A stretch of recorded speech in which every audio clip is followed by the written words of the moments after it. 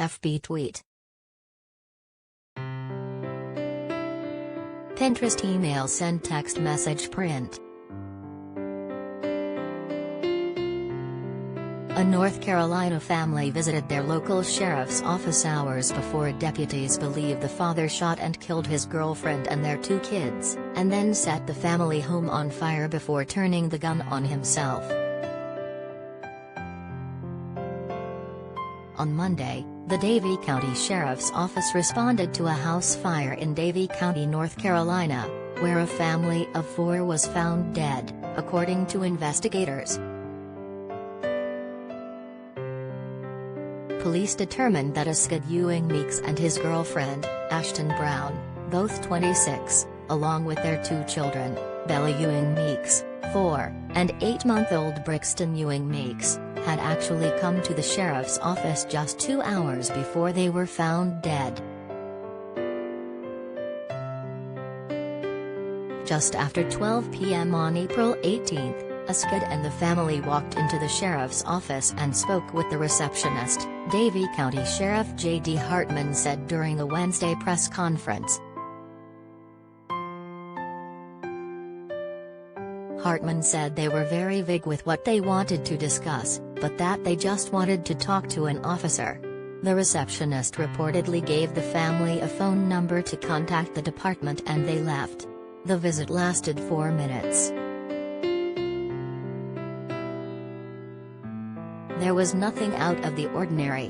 They really wouldn't interact with the receptionist or tell her what they wanted, Hartman said. Then, at 12:35 p.m. local time, Hartman said Brown called dispatch and wanted to speak to an officer.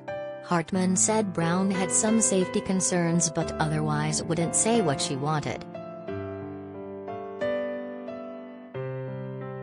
About 10 minutes later, a deputy returned Brown's call. Hartman said that conversation lasted 32 seconds, before it dropped or ended. The deputy called Brown's phone 3 more times. After the initial conversation, each call thereafter was answered by Aschod. Each call lasted anywhere from 55 seconds to 6 minutes. And every call was dropped or ended, Hartman said.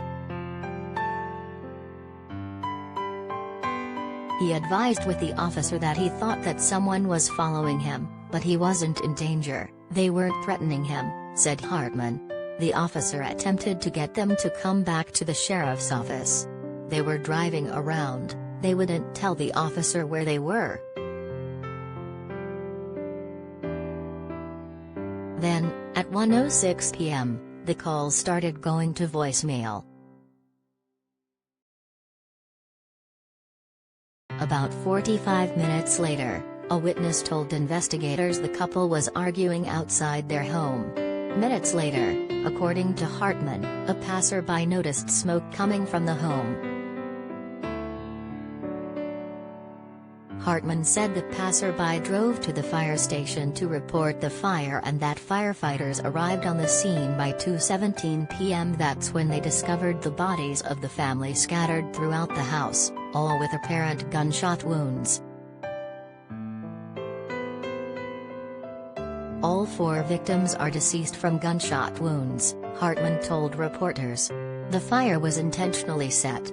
Mr. Meeks was deceased from a self-inflicted gunshot wound and we found the gun that matches all of this actually still in Mr. Meeks' hand. Asked whether this has been the worst crime scene he has ever witnessed, Hartman admitted, "I've seen a lot in 30 years, but children, and especially children that are killed by gunshots and burned, it's pretty heinous, so it's pretty close to the worst, if not the worst." A GoFundMe campaign, launched by loved ones to help fund funeral costs, described Brown, Bella and Brixton as well loved by their community. Her, Brown's, role as an early childhood educator allowed her to shine her light and love on several families in the community, read the fundraiser description. She loved her students and went the extra mile to make sure they were cared for as her own. Ashton lived to be the best mother she could be for her two children, Bella and Brixton. We are saddened by this sudden tragedy and wish to honor and remember them as such.